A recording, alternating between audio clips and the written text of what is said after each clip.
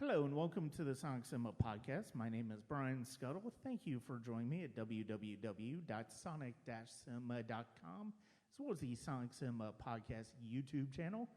Click subscribe, rate, and review wherever you listen to podcasts, whether it is the YouTube channel, where you can also find quick takes of movies that I catch up with, or just occasionally newer releases that are like having their second wind on like physical media or whatever. But you can also click subscribe, rate, and review wherever you listen to podcasts, whether it's Spotify, Apple, Good Pods. Basically, wherever podcasts are available, you can find the Sonic Cinema Podcast. You can also check us out at patreon.com/SonicCinema. I'm finally getting to the point where I'm kind of caught up with that, which is good, right in time for Dragon Con coming up in a few weeks. And there you'll get series like Leaving the Collection, Life Soundtrack, which I do promise to continue at some point here, as well as more, including the Oscar nominees, movies that I watched for the first time over a given year, and what I enjoyed, my favorites and my favorite rewatches, as well as more. And that's at patreon.com/SonicCinema. So we are I love this because of the fact that we are kind of at a kind of unprecedented event, if I do say so myself, at least right now. This is the week of a release of a movie that has probably been my most anticipated movie of the year ever since it was saved from the abyss that is Warner Brothers Discovery. And so 2023, David Zaslav had just taken over Warner Brothers Discovery, and one of the things he was doing to try to cut costs was to basically remove stuff and write off films and TV shows as a tax write-off, which basically meant that they couldn't be released in any way, shape, or form. There was a Scooby-Doo movie that was basically completed that suffered that fate. Most famously, Batgirl, which was not completely done, but that suffered the same fate. And then the film that we're going to be talking about today, which is coming out in theaters on Friday the 28th, almost suffered that fate. That is Dave Green's Coyote versus ACME. Due to fan protests and a lot of backlash, it was spared that fate and basically waited a few years before somebody was finally able to save it from Warner Brothers Discovery, and that was Catch Up Entertainment, and they announced that they would be releasing it this coming Friday. And joining me to talk about the film, as well as the legacy of Looney Tunes, is a guest who, it's funny because of the fact that I've known her for years, and last year she was on the podcast for the first time ever, and I feel like every 6 months or so we're figuring out a way to get you on the podcast, which, don't get me wrong, is great because I love talking to you. The editor-in-chief of In Their Own League, where I also write, Joan Amenn. Joan, thank you very much for joining me. Thank you so much. I couldn't wait to talk about this film today. I was excited because I knew I wanted to do an episode on Looney Tunes for this because of the fact that I've written about it in reviews and retrospectives on Looney Tunes that I've written for the League as well as Sonic Cinema. And actually,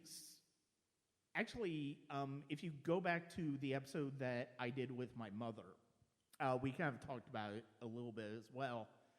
My history was not necessarily with watching Disney growing up. I mean, we did go to Disney when I was, I think, like 5, but I'll be honest, I don't really remember that at all. But my mom didn't really show me. I certainly saw some of the classic Disney animated films and stuff like that, but what she loved more than those was Looney Tunes. Bugs Bunny, Daffy Duck, Porky Pig, Elmer Fudd, Speedy Gonzales, Pepe Le Pew, Coyote and Roadrunner, and Sylvester, Tweety Bird, and more. And that was a huge, that early being shown those short films, those cartoons, is one of the things that I really, as an adult, really realize helped shape my sense of humor, as well as her showing me movies like Mel Brooks movies, Airplane, Arsenic and Old Lace, all movies that I watched probably to a certain extent way too young in some cases, but nonetheless really loved. And so that was a big part of my history in terms of watching these.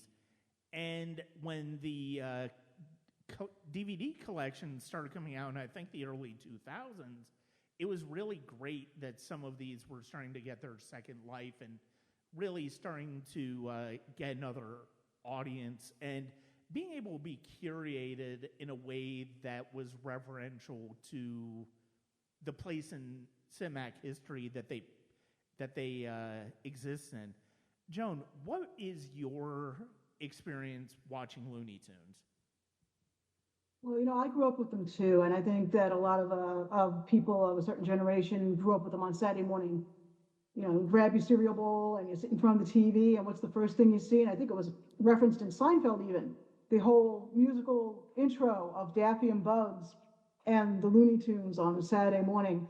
It was just part of our life, of our culture, quoted in classrooms across America, I'm sure.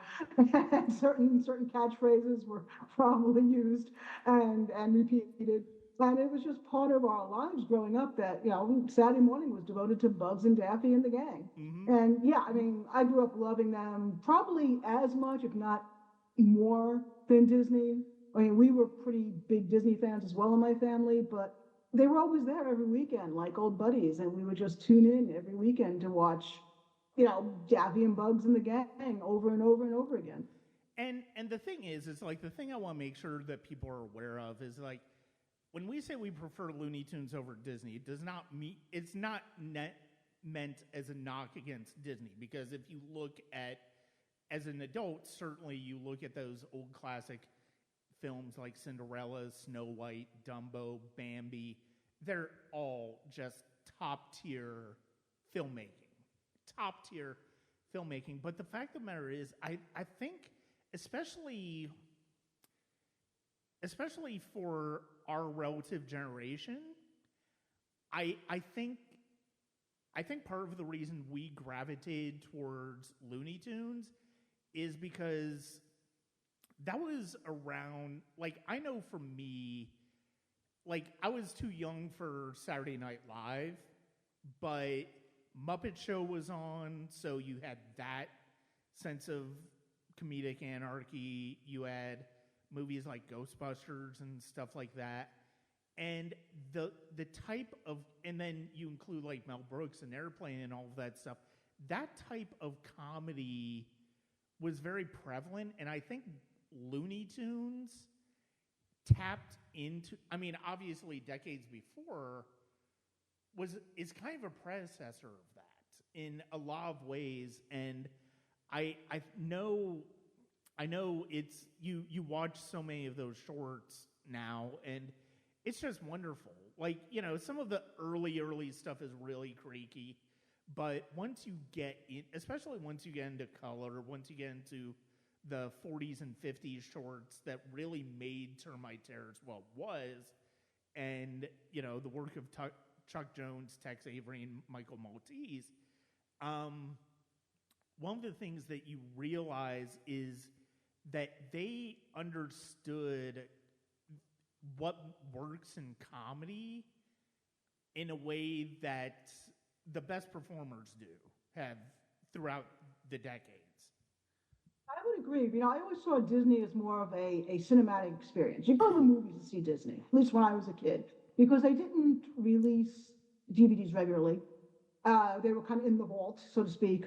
They released them half, you know, in drips and dribbles to reel you in to buying them, you know, en masse. And so Disney was like this theatrical thing. We go to the movies. Oh boy, that was a different event. Whereas the Looney Tunes were like neighbors. They were like best buddies. They were like kids that we shared the classroom with because we saw them every weekend. And they were more, like you say, comedic. Whereas Disney could be more, not necessarily funny, haha, but maybe an action adventure even, or thrilling, or romance, where Looney Tunes focused mostly on almost slapstick, almost like in a vaudeville tradition of humor. Yeah. No, absolutely. No, I mean it's funny because of the fact that we'll get into this more once we talk about Coyote versus Acme, and part of the reason I resonate to the characters that I do. You know, I know from my mom, and I wrote about this in their own league last year. I know my mom, her favorite character in the Looney Tunes was Marvin the Martian, and you know, Marvin is a character who is not one of the major players, more of a supporting character.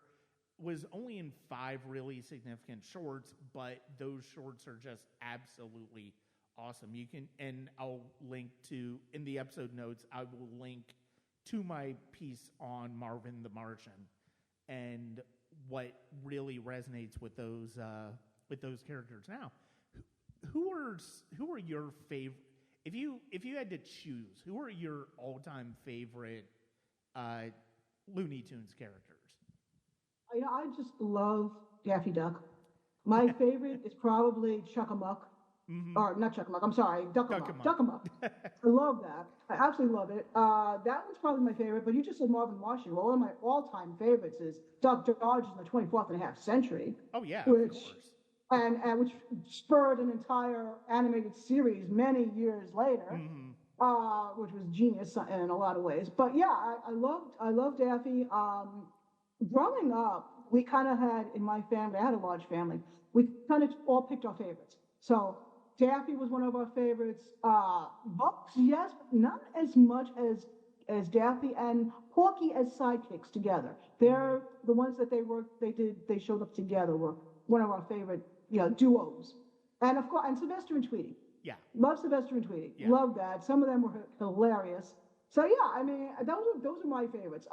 Yeah, Marvin, obviously, for Duck Dodgers. The funny thing is about Looney Tunes is even the minor characters are really memorable. They have some really memorable scenes. So even if the rest of the film is like the short is forgettable, there's some scenes that stick in your head, even with the minor characters that just stay there. I'm thinking of this little kitten that this big bulldog fell in love with and took care of, and I can't even remember their names right now. But all I can think of is this bulldog taking care of this tiny little kitten, and the way he fell in love with it and was so paternal towards this tiny kitten. So the genius of these animators, what they made you care about these characters, and you know, and they were kind of brutal sometimes and very physically violent, but you still cared about them. You still cared about who they created. Yeah. No, exactly. And I mean, no, I know exactly what you're talking about when you're talking about the kitten. I completely get that. And of course, you've got Yosemite Sam. You've got you've got Foghorn Leghorn, and you know, one of the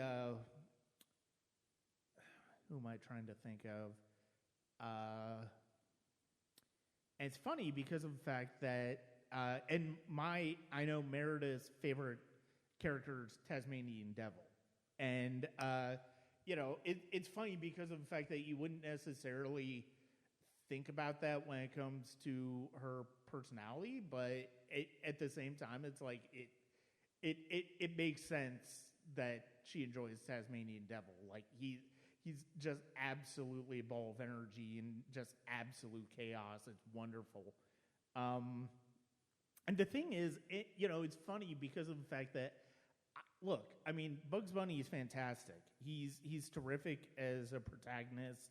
He's great as an adversary, especially with like Daffy Duck with Elmer Fudd and all of that. But I kind of get why he wouldn't necessarily. I mean, he's the obvious favorite. I mean, he's the one that is like he's the one with so many of the most iconic lines, and he's the main hero in like all of the shorts that he features in. And I think that's, and one of the things about Daffy is that Daffy is so put upon. He works really well as that foil, whether it's with Elmer Fudd, whether it's with Bugs Bunny, whether it's with both of them together as far as the duck season, rabbit season short films. And then obviously you mentioned him with Porky Pig, which is absolutely wonderful. And I mean, so Catch Up Entertainment actually released a full-length feature animated film with them as the protagonist last year, the day the Earth blew up. Really entertaining movie. I really enjoyed it, and I enjoyed it because it was a Daffy and Porky Pig story that really played into their dynamic really well. Yeah, kudos to Catch Up Entertainment. I mean, they have been marketing the day the Earth blew up was hilarious. I thought so, and they marketed the heck out of that. And this movie, Acme versus Coyote, their marketing has been genius. I think. I mean, they have just really run away with it. It's just been incredible. Yeah, and I will go ahead and say, leading into Coyote versus Acme, Coyote and Roadrunner are my favorite. And, it's weird because of the fact that immediately you would not necessarily think of those two, especially because each Coyote and Roadrunner short essentially is the same. It's variations on a theme. It's basically Coyote is trying to catch the Roadrunner and fails spectacularly multiple times for 7 minutes. And, I mean, that's it. And the thing is, in preparation for Coyote versus Acme, I was watching the first 4 Coyote and Roadrunner shorts. And the thing that occurred to me watching those that I think this was, I would have watched these when I was a kid. So, like, probably before we moved to Georgia. And so this was long before I got into classic films. It's especially before I got into silent films, and especially the silent comedy of Buster Keaton, Charlie Chaplin, and Harold Lloyd. And if you know me, you know that Buster Keaton's one of my favorites of all time. Sherlock Jr., favorite film of all time. I love Chaplin, what I've seen of his. I love Harold Lloyd, what I've seen of his. And I think thinking about those two things, I think that's what I love about Coyote and Roadrunner, because it's very stripped down storytelling. It's also it's essentially silent comedy, because the only 2 words you hear throughout those shorts are the beep beep of the Roadrunner. So it's just pure cinema in that way, and I love those. I love the shorts that Chuck Jones and Michael Maltese made, and I love that Chuck Jones basically created a blueprint. He basically created rules for those shorts of like, these are the rules that you cannot go against when doing a Coyote and Roadrunner short. And I love that, and I love how they kind of play with it in a way that bends those rules to a certain extent without completely breaking them. It was just genius. I mean, for anyone who's really just discovering Looney Tunes, I don't know if it's still in print, but the man himself, Chuck Jones, wrote Chuck-a-Muck. a book about his experiences creating these characters, and he actually lays out the blueprint in the book, but you can find it on the internet as well. Yeah. And he had these guidelines of do's and don'ts when creating a Coyote and Roadrunner movie cartoon, and it was brilliant because the movie now takes that, expands on it in some ways, even stands some of those principles on their head, and it still works, and it's Yeah. still hilarious. And if you are a fan of Looney Tunes, part of the fun of this film is seeing what they amplified, what they twisted, and how well it still works. No, it's funny when I was watching. It's funny when I was watching the early shorts. I did look up the rules, and they're on Wikipedia. So, Chuck Jones's rules for Coyote and Roadrunner. Number 1, the Roadrunner cannot harm the Coyote except by going beep beep. 2, no outside force can harm the Coyote, only his own ineptitude or the failure of ACME products. That will come into play when it comes to Coyote versus ACME. Number 3, the Coyote could stop anytime if he were not a fanatic. Repeat, a fanatic is one who redoubles his efforts when he has forgotten his aim. 4, no dialogue ever except beep beep. 5, the Roadrunner must stay on the road, otherwise, logically, he would not be called a Roadrunner. 6, all action must be confined to the natural environment of the two characters, the Southwest American desert. The movie obviously plays with this a little bit. 7, all materials, tools, weapons, and mechanical conveniences must be obtained from the ACME Corporation. 8, whenever possible, make gravity the Coyote's greatest enemy. And 9, the Coyote is always more humiliated than harmed by his failures. So with that being said, let's go ahead and get into Coyote versus ACME. Because, and I give all of the credit to the screenwriter, Sammy Birch, who's a freaking Oscar nominee for her work on May December. The idea that she wrote both of these movies is insane to me when I realized that it was her. But the original screen story was also written by James Gunn and Jeremy Slater. And James Gunn was originally going to be a producer on the film. So the film is based on a New Yorker article by Ian Fraser. And it posits the idea that there's basically a personal injury lawyer, Kevin Avery, who takes on small cases against ACME and basically settles them out of court for hundreds of dollars. That's when the Coyote comes in. He takes on this. The people in his law firm basically force him to take on this grand lawsuit against ACME on the behalf of the Roadrunner, and it basically becomes a courtroom drama. And there's also a little bit of film noir. There's also a little bit of thriller and stuff like that. His opposite is ACME's in-house lawyer, Bobby Crane, played by John Cena. And we get to see that there's more to the malfunctioning of ACME products than just something that will cause the Coyote to never accomplish his task of catching the Roadrunner.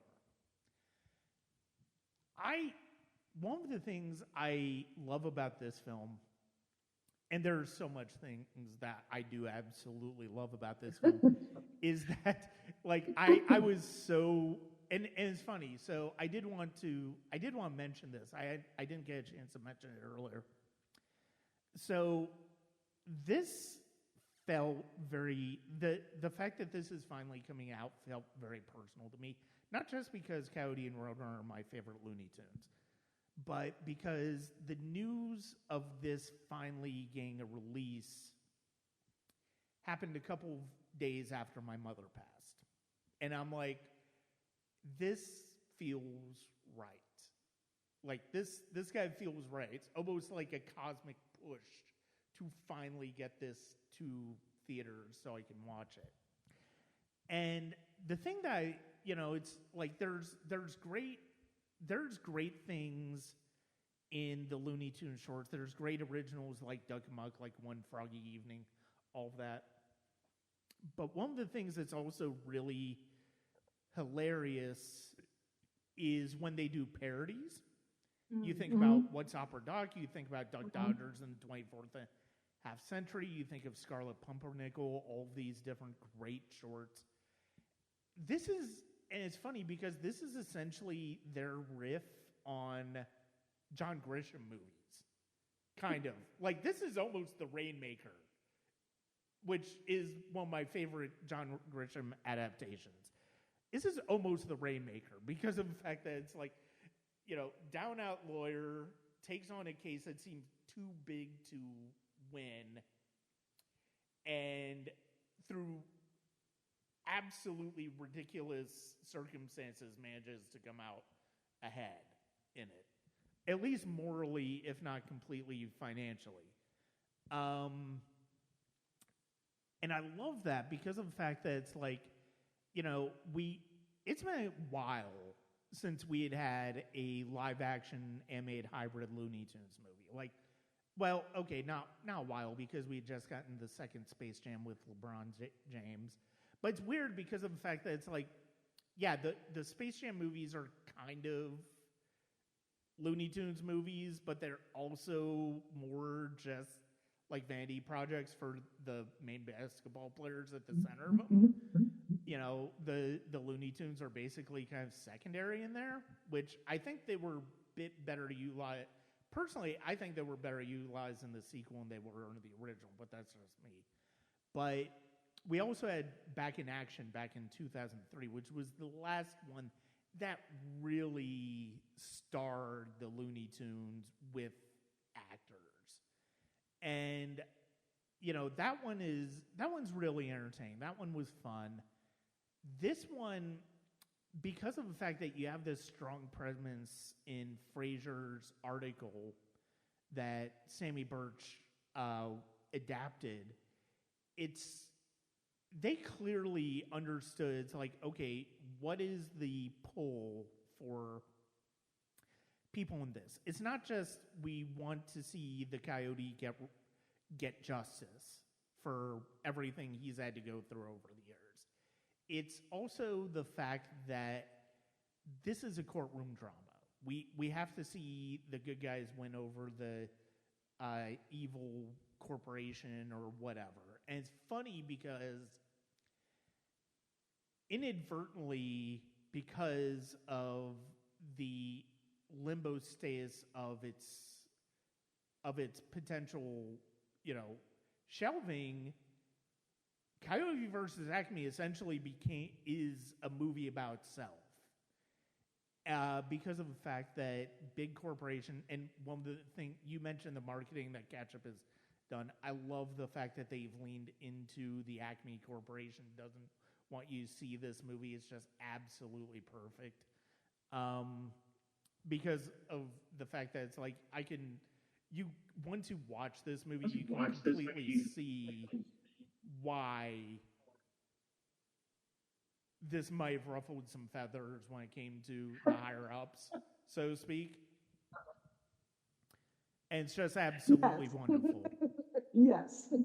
It's a David and Goliath real life victory of a David and Goliath movie. And it's the little guy triumphing over the big corporations on many levels. But yeah, it's and I was thinking of if the verdict with Paul Newman met up with Who Framed Roger Rabbit and smack them together, you would get this film. Yeah. I mean, no, it is basically, and Roger Rabbit's obviously a comparison that a lot of people made, and rightfully so. I mean, Roger Rabbit is kind of the gold standard as far as live action animation hybrid movies, rightfully so.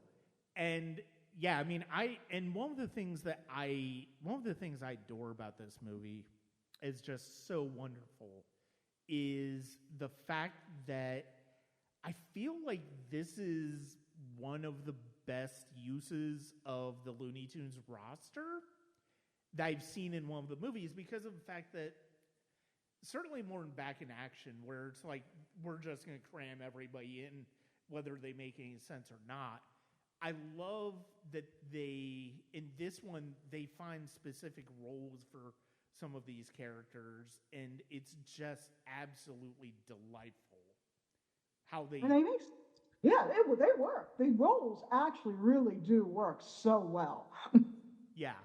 I mean, I think, and one of my favorite things in the movie is the way they use Bugs Bunny. Like, he is a true supporting character, which is not always the case in these movies. He's kind of one of the main characters, but here they use him as sort of a Deep Throat and Mr. X from JFK type character, as he is the one that knows the truth about ACME.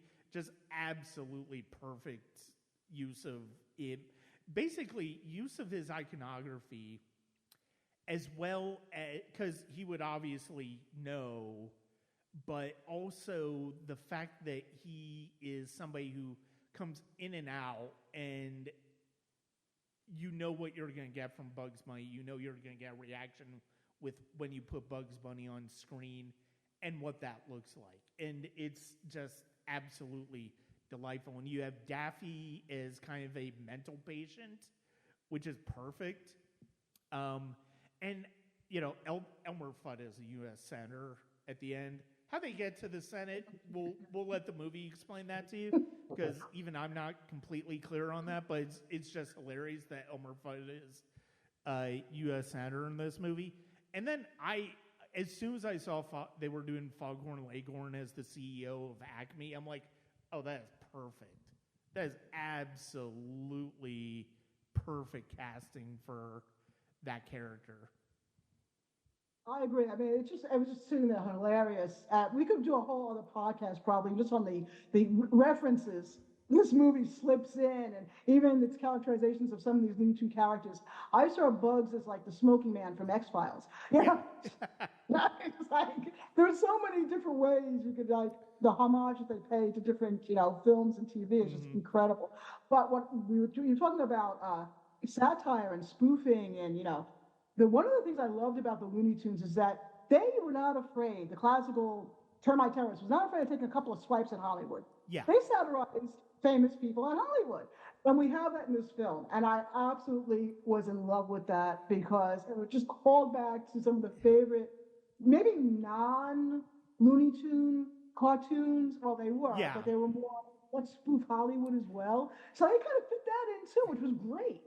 Yeah, and I mean, I avoided in my print review of revealing this particular one, but I do want to talk about it here. The fact that they use the Peter Lorre caricature in this movie as a key character at ACME, and it's fascinating the way that they utilize him in terms of not just the narrative. I think it works beautifully as a narrative, and it's great. And I love that there was an interview with Dave Green where he talked about, like, that was one of the things that people kind of went up, push back on. It's like, that's perfect. Like, that is, like, diehard fans of Looney Tunes are going to get that. And just the fact that they use him, and the way that they use him with some of the main characters, in particular, in the way that Sylvester, Tweety, and Granny are used here as well, was just really wonderful. Is like really wonderful surprise, like midway into this movie. It's like, oh wow, this is, I mean, we've seen Tweety Bird in the ads with John Cena, and Cena and Will Forte just do brilliant work against the characters. Like they do such a good job. They really understand the best way to interact with these characters. It's perfect. But yeah, the way that they use Sylvester, Tweety, and Granny, it's like, oh my God, this is really such an interesting idea. I love it. Yeah, I'm really hoping that it kind of revives interest into the real life man's career, because he was so brilliant, and I think he kind of fell off the radar. But yeah, obviously he's known for some key supporting role. But I mean, I literally went to Tubi to see if I could find any of his films, and sure enough, LM by Fritz Lang is there. And I'm just so thrilled. I'm like, great, yeah, now go check out this incredibly talented man. He was brilliant. So this is going to be fun. It's going to be fun to see how people react to this. It's a characterization, sure, it's a caricature, but it's pretty good. It's pretty good homage to him. Oh yeah, absolutely. And I mean, they did that with several actors. I mean, they did that with Bogart. I can't remember who all they did that with. But I know they did Bogart. I know they did Peter Lorre. I can't remember who else they did. But yeah, I mean, that was one of the things they did do in those 40s and 50s era, especially when Bogart and Laurie were kind of like big names in Hollywood. I mean, obviously Laurie was more of a character actor, but I mean, he was in some of the biggest movies of all time. And I love that they managed to pay tribute to, like, they really did do a lot of great things as far as what makes Warner Brother Looney Tunes endure. And it's like, obviously the visual gags with Coyote and Roadrunner here are really, they're basically variations on a theme, which, I mean, they always were. And there's just some great set pieces here, especially one later where Coyote's walking the streets. He thinks he sees Roadrunner, and it turns out to be a trap. And it's just absolutely hilarious. And the way that Avery's car is a glutton for punishment. And I do love the fact that his law firm is Avery, Jones, and Maltese, after the big three names we associate with Termite Terrace. And it's just, it's these little details that really point to the love of Looney Tunes that really, I think, does set this movie apart and is one of the reasons why it's so, beyond the fact that no movie should ever be lost for any reason. It should always have a chance to find its audience, whether it's good or bad. This movie, in my opinion, just happens to be fantastic. I love the idea, and I really hope this does well. I really hope that people get behind it. I know it's coming out the last part of August. It's gonna be a tough hill to climb, but I really hope that this is kind of a last hurrah for summer, and it's like people rally with this movie. And hopefully that gets people to seek out the Looney Tunes. And if you haven't seen these short films, these cartoons, check them out. I'm sure you can find them online. I mean, you should be able to find them on HBO Max, but they aren't. I think some of them are on Tubi, or that might be a TV show. But you can find them. You can find them. If you look for them, you can find them. And honestly, I'm on physical media. I've got like a 4-disc set of these that came out with the 100th anniversary of Warner Brothers. And you know what? I'm glad I have all of those in my collection. And that is relatively cheap, though. I think I got for like $20 on Amazon. So it's like, that's why physical media is so important.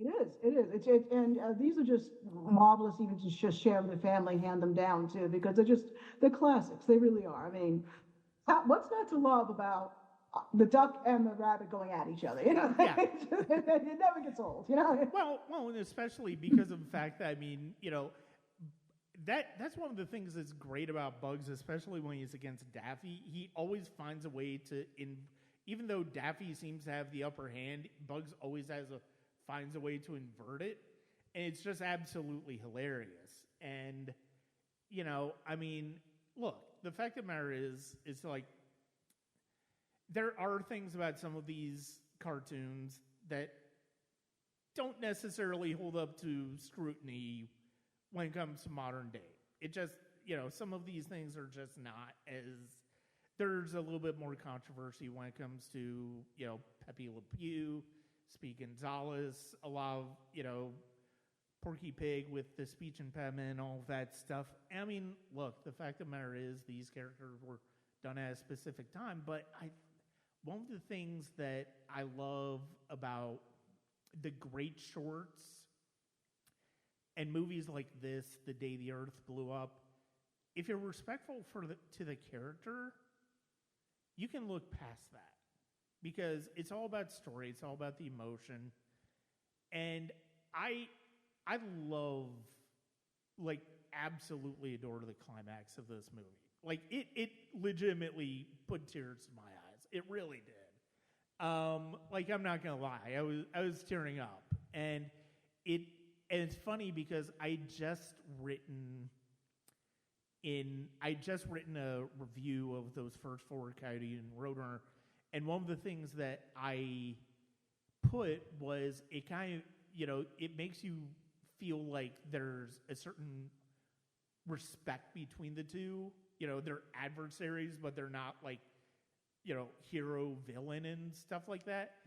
They ultimately respect one another, and it was so funny watching Coyote versus Acme basically play into that headcanon, and it's like, oh my God, I'm kind of tearing up here because it's just such a lovely tribute to these characters, and without betraying the characters in any way, shape, or form.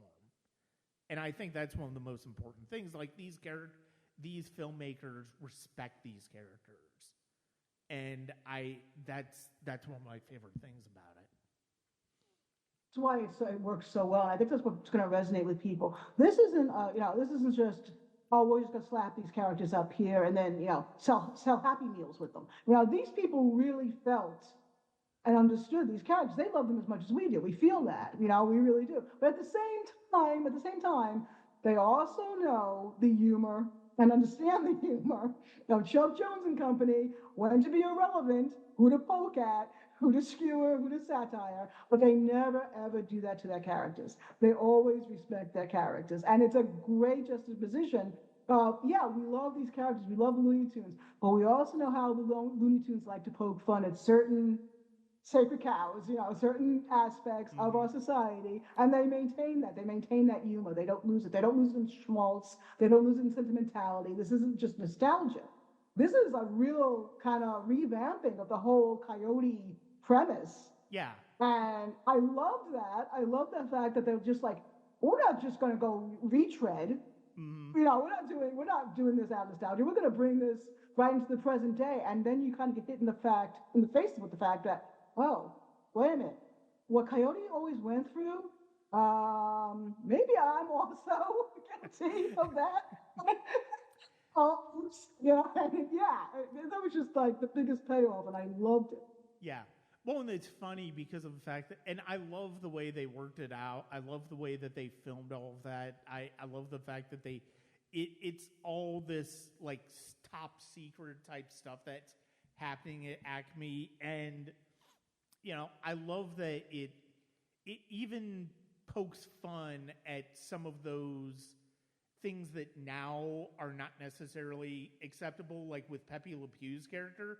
They kind of give him his comeuppance in a way, and it's really kind of hilarious. This is the thing is,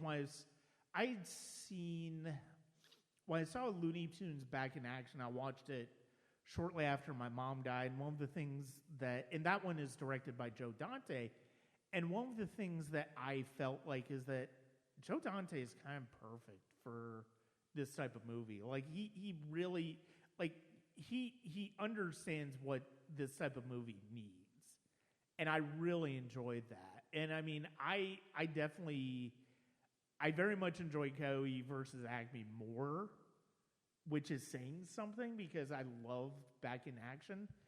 I love Coyote versus Acme more, and it's because of the fact that it's not just because of its long road to get to the theater.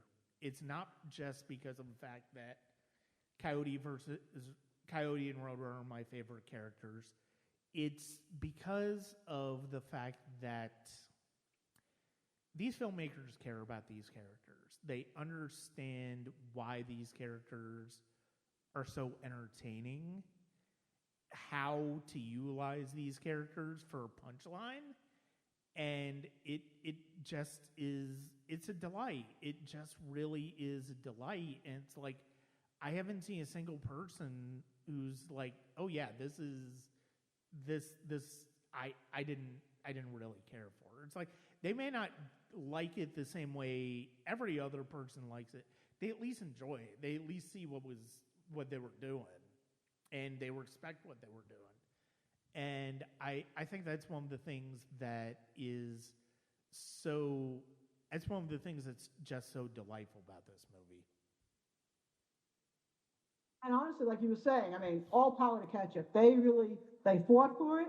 They picked it up. They ran with it, and they're just making a play right now as far as their their whole the advertising campaigns they're running is brilliant. And yeah, maybe it's an awkward time to release the film, but at the same time, it kind of is building up momentum and word of mouth all across the internet too, which is great to see. It really is. No, it really is. And I mean, props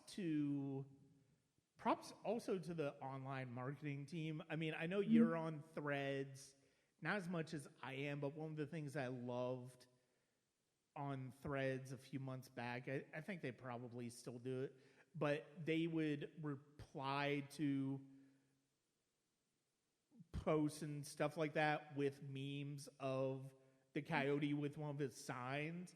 It's just absolutely hilarious. I'm like, yeah, I'm going to download that one, save that one, save that one, save that one, save that one, save that one. And it's just absolutely, it's wonderful. And it's just, it's funny because of the fact that so many people love to, not unjustly, give Disney crap for how they've treated the Muppets. And rightfully so. I mean, I'm still waiting on them to pick up that Muppet Show series, the Sabrina Carpenter one that was just really delightful. I think Looney Tunes at Warner Brothers has arguably been as badly curated, if not worse, in the past few decades. I mean, yes, Space Jam: A New Legacy was a hit, coming out of COVID and stuff like that, but it's not the way you want to see those characters. It really is. And I mean, I will give Warner Brothers crap for one point greenlighting this and The Day the Earth Blew Up. I will give them credit for that.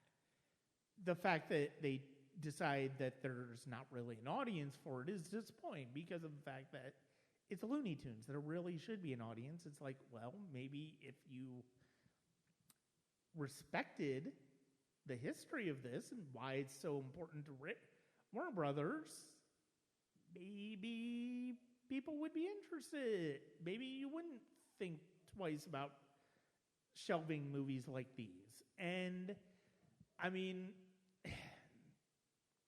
it's one of those things where it's like, it's impossible to think about a world where Warner Brothers does not own Looney Tunes, but there's a part of me that kind of would like to, regardless of what happens with their merger with Paramount Skydance, there's part of me that really would like to see somebody else take up Looney Tunes and treat it right. And I mean, I think that's the most important thing, is That's like you've got to respect the material. You've got to respect that it's decades of material that these characters have been part of, and I mean that's what Coyote versus Acme does. It respects these characters. It respects the material beautifully.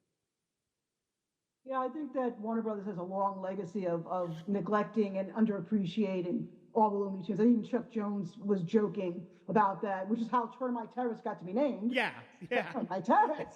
Yeah, that was that little studio. You couldn't stand up in it for fear of going through the floorboards. But yeah, I mean, there's a long legacy of underappreciating the hard work and genius that created the Looney Tunes. And sadly, I mean, we got to nearly never see this incredible, like almost a resuscitation, a rebirth of the Looney Tunes for our times. And it really is for our times too. I mean, ouch. Some of it's extremely relevant. Ow. But yeah, I mean, and that's what Looney Tunes was really about. When they were skewering Hollywood and those golden age stars, they were tweaking, people who would go out and buy the magazines with their faces on the covers, and go see their films. And they didn't hold anything really sacred. That was part of their humor. So to see them resuscitated and revived in this way is just, you don't have to love the Looney Tunes, just love animation. And you would appreciate this film. Because of the respect they show. Yeah, and the fact of the matter is, the animation in this is really good. Like they animate these characters extremely well. Like they play into a lot of the tropes of Looney Tunes, and especially obviously Coyote and Roadrunner. I mean, one of the things that I remember, Matt Groening saying is, about animation, it's like it's important for the characters to kind of be recognizable in silhouette. And I mean, that's one of the things that made, it's funny because obviously they revealed Bugs Bunny in the trailers, but it's hilarious seeing it in the movie because of the fact that it's like, we know who you are. Like, we know who you are. It's obvious who you are. And yeah, it's just absolutely, it's delightful. I'm so glad this movie is coming out. If you get a chance to watch it. Appreciate it. This is a movie for Looney Tunes fans, young and old. It's also a movie that's just like it's the type of family entertainment. It's the type of entertainment when it comes to utilizing an IP that I think we wish we had. It's not, I enjoy superhero movies as much as the next person, but yeah, I'm not afraid to admit there's a lot of same old with ones that we get. I will recognize unique perspectives on it, but the fact of the matter is, it's like, yeah, I mean, all of these Marvel movies do kind of seem to end up being the same after a while. And it's like, okay, it's fine. It's still making people money, but it's like, okay. For the most part, it's still making people money. Like, people dropped the ball when it came to the Marvels, but, which I'm still salty about. It's funny because of the fact that I was just as kind of an off aside, this morning I was reorganizing my favorite films of all time list, and one of the things that's unique, one of the things I found is that I really don't have a lot of MCU movies. And it's like, look, the fact of the matter is I'm going off of over a century of film, so that's not surprising. But it's like, I don't feel the need to, well, yes, I nominally enjoy like most of the Marvel movies. Doesn't necessarily mean I like them all equally. And one of the things I did kind of realize today is like, you know what, Marvel's is kind of one of my favorites. I know it's not a great movie, it's not as good as Captain Marvel or even Ms. Marvel, the TV series. It's still an entertaining movie. it's still a fun movie. I still enjoy that movie. And, you know, but my point to gain that is, you know, yes, a lot of people complain, oh, there's so many sequels, remakes, and all of that stuff. It's like, yeah, okay, look, that is a fair assessment. It also says that general audiences don't see enough variety.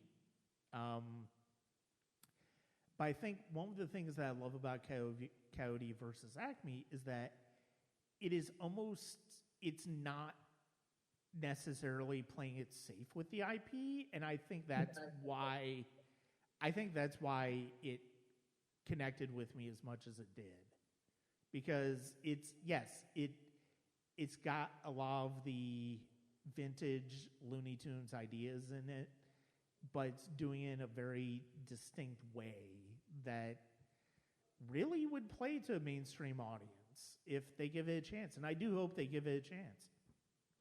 I think they will. I think the word of mouth is building up in social media. I think the media campaign is fantastic, and I think it's a really, like you say, it's a fresh film. We've had The Odyssey this summer. We've had some pretty heavy films this summer, and then you've got this off the wall, deranged in all the best ways, crazy film that wrap up this summer. And I just think it's like, okay, well, now that we've all had, you know, war and death and gloom and never-ending journeys, let's have something, you know, a little lighter, a little levity here, and it's perfect. In a way, it's perfect. Oh yeah, look, even the biggest movie of the summer of the year this year, in Spider-Man: Brand New Day, is like it's got some heavy stuff in it. It's like, yeah, it's a Spider-Man movie, and I really like it. It's arguably my favorite of the Tom Holland Spider-Man movies. But the fact of the matter is, it's a heavy freaking movie, and it's 2.5 hours.